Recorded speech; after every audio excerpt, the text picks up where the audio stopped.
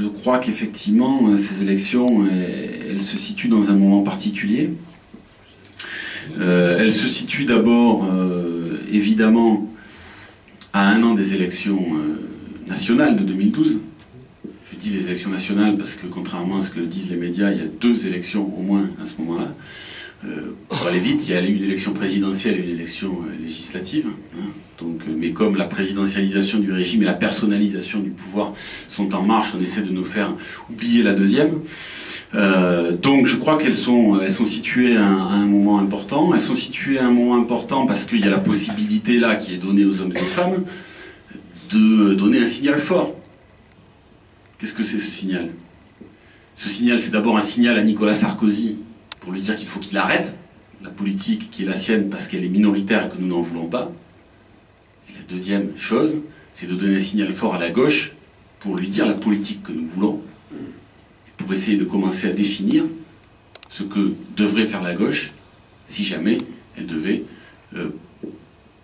revenir au pouvoir en 2012. Je ne voudrais pas passer en disant cela sur l'enjeu des élections cantonales en soi. Parce qu'évidemment, il y a ces enjeux que je viens de pointer, qui sont des enjeux politiques immédiats, mais il y a aussi, je crois, l'enjeu des élections cantonales en soi, qui touchent à notre vie quotidienne, qui font que voilà, le Conseil général, il a une action importante, et notamment sur les questions de solidarité, mais je laisserai sans doute Héna développer sur un certain nombre de sujets ce que nous proposons, ce qu'elle propose. Et donc je crois que voilà, ces élections, contrairement à ce qu'on a voulu essayer de nous faire croire, elles sont importantes, comme d'ailleurs à peu près toutes les élections. Voilà, elles sont importantes, et je crois qu'on a intérêt à ce que les gens s'en emparent et qu'ils puissent donner leur avis. Voilà. C'est important de dire cela parce qu'on voit bien qu'à travers le monde, on a tendance peut-être à avoir relégué ça au second plan avec l'actualité de ces jours-ci, mais de l'autre côté de la Méditerranée, des peuples se sont soulevés contre la dictature. Ils ont voulu reprendre la main, ils ont voulu,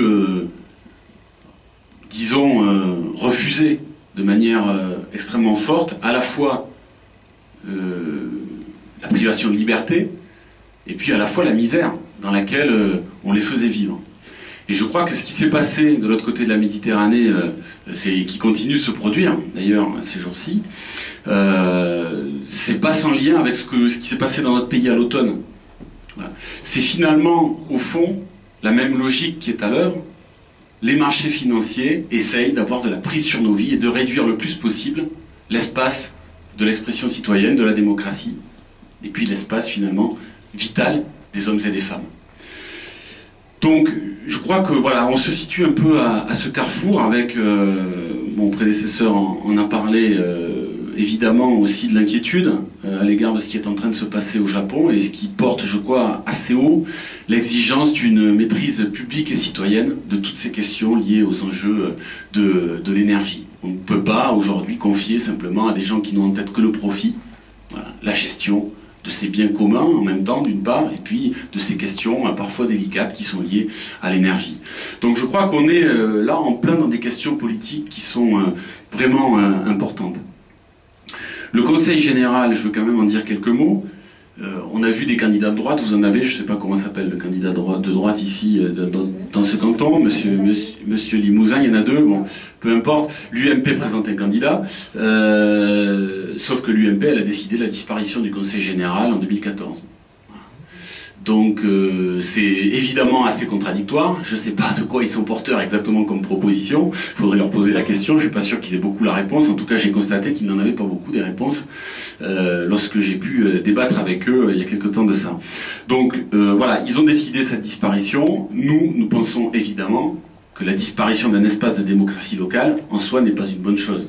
Il y a beaucoup de choses à changer dans nos institutions, sans doute y compris dans la manière dont fonctionne le Conseil général, je crois, qu'il y a beaucoup de choses à changer, y compris dans les pratiques démocratiques qui existent aujourd'hui dans notre département, et y compris dans la politique qui est menée, je crois qu'il y a mieux à faire, nous avons des propositions en ce sens, mais en même temps, nous ne pouvons pas accepter cette réforme des collectivités territoriales qui finalement, au bout du compte, va faire disparaître les communes, les départements, les régions, au profit de grandes métropoles très éloignées des citoyennes et des citoyens et qui vont exercer des missions simplement au service de la compétitivité, de la mise en concurrence. C'est écrit noir sur blanc, c'est pas moi qui l'invente, dans la droite ligne de ce qui a été proposé dans le traité européen que nous avons refusé.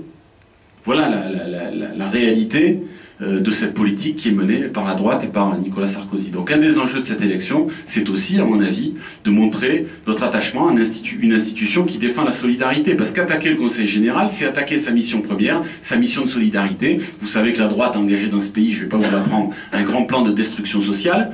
Il y a eu la question des retraites, mais également on est confronté à la question de la santé. On pourrait parler aussi des questions liées à la dépendance. Vous savez que le département gère l'aide aux personnes âgées, hein, l'APA, et donc il y a une volonté, y compris, de nous obliger à payer une assurance privée pour pouvoir vivre vieux, d'une certaine manière. Voilà. Donc je crois qu'il y a vraiment un grand plan qui est engagé, y compris à l'échelle du département. On peut engager une vraie résistance, c'est pour ça qu'on a raison, tu as dit juste, Guy, hein, sur le sujet. Le département peut être un lieu de résistance extrêmement fort à ces politiques qui sont mises en œuvre. Il ne peut pas tout, c'est évident, mais en même temps, suivant la manière dont il va se positionner, les choses ne seront pas écrites de la même façon. Voilà, je voudrais terminer par là pour pas être trop long, en vous disant que il me semble évidemment que ce dont nos candidats sont porteurs, c'est de cela. D'abord, il y a un décalage manifeste entre ce que les gens ont dans la tête et ce qu'il y a dans les urnes depuis quelques années et la représentation qui existe dans les institutions. Nous voulons abolir ce décalage. Nous étions des millions dans les rues cet automne à manifester pour la retraite à 60 ans. Combien des gens qui soutenaient ces manifestations, ils étaient la majorité dans notre pays, ont voté réellement pour la retraite à 60 ans lors des élections précédentes? Combien ont voté pour ça? Sans le savoir, la majorité n'a pas voté pour la retraite à 60 ans. Voilà. Donc nous pensons que vraiment, il faut remettre ces questions au cœur et résorber ce décalage qui existe entre les institutions et puis ce qu'il y a dans la tête, les aspirations finalement des hommes et des femmes, qui sont des aspirations, je crois, tu l'as bien résumé dans cette formule qui me convient, à mettre l'humain vraiment au centre des enjeux. Et je crois que les candidats du Front de gauche, il y a des candidats dans la quasi-totalité des cantons soutenus par le Front de gauche dans le département, et donc Héna Dufour ici et Alain Dupré, je suis très heureux d'être venu les soutenir aujourd'hui, ils sont porteurs d'une combativité exemplaire. Voilà. S'ils sont élus, je crois qu'ils seront vraiment des combattants de notre vie quotidienne.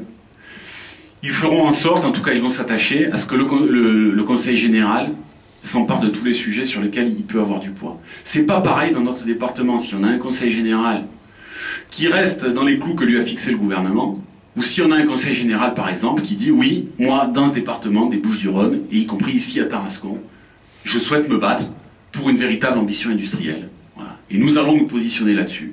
Nous allons nous positionner, y compris lorsque des entreprises sont menacées de fermeture, aux côtés des salariés pour faire tout ce que nous pouvons, pour ne pas laisser faire les multinationales et les actionnaires. Voilà. C'est pas pareil, ça change tout. Et je crois que là, il y a encore effectivement une marge et nous serons porteurs d'un certain nombre de propositions en ce sens pour que vraiment le Conseil général soit un pôle de résistance, un pôle d'alternative et qui puisse nous permettre concrètement d'envisager un autre avenir.